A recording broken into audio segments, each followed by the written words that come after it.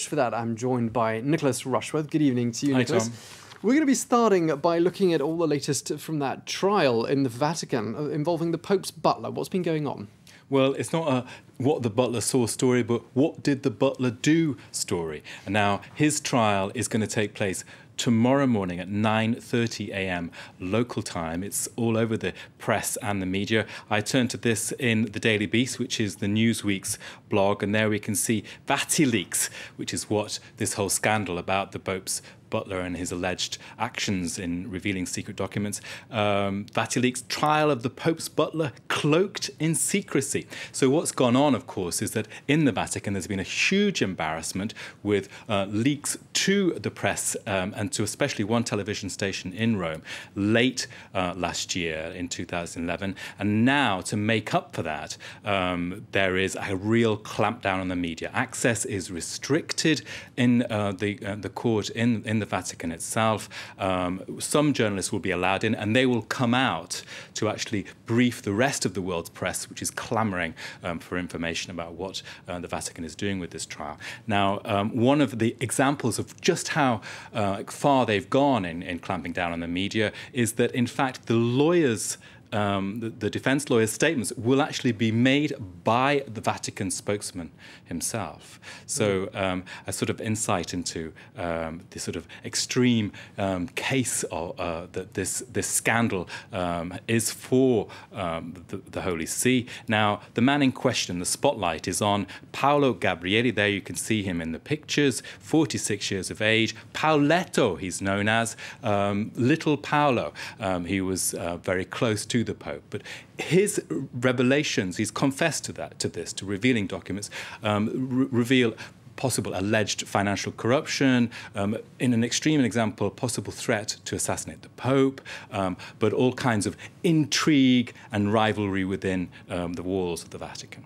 Intriguing indeed. And I'm sure the Italian media is also making quite a lot of mileage out of this story. Well, one of the key blogs is called The Vatican Insider. It's for the newspaper La Stampa. Now, there the headline is VatiLeaks trial, Pauletto repents. And it's arguing that there's been a shift, basically, from portraying Pauletto as some kind of scapegoat, a sort of, apparently he's supposed to be acting alone, but in lots of the theories are that, well, could he represent a wider web of intrigue? So he's gone in terms of his image from being a scapegoat or a pawn now to being portrayed in the media as something of a repentant person trying to make amends. He wants to sort of bargaining chip is really to, yes, he will admit, he will confess, he could be jailed up to 4 years, but what he's looking for is a pardon.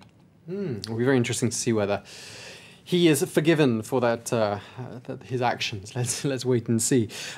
Something else that's catching a lot of attention online. It's not papal intrigue. It's rather more idiotic, perhaps you might say. It's an episode of the National Geographic program getting lots of attention online for a new trend in Japan. Tell us what it is. I'm intrigued. Well, it's really incredible. I mean, it was all buzzing in the newsroom this afternoon. The Daily Mail is covering this story. Could the bizarre bagel head look be Japan's most extreme beauty trend yet? And here, if I scroll down, you can see 3 people who've actually had saline injections into their forehead. Now, this is extreme body art.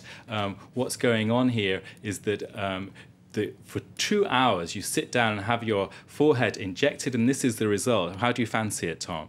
I think it's absolutely hideous. I can't think of anything I'd rather do less for 2 hours. Well, it's wowing Japanese youngsters underground, apparently. Here you can look at a video of what was shown on National Geographic a couple of days ago. Now, and this is plastered all over the web today. It's like I looked at 30 websites, and this story kept on coming up again and again.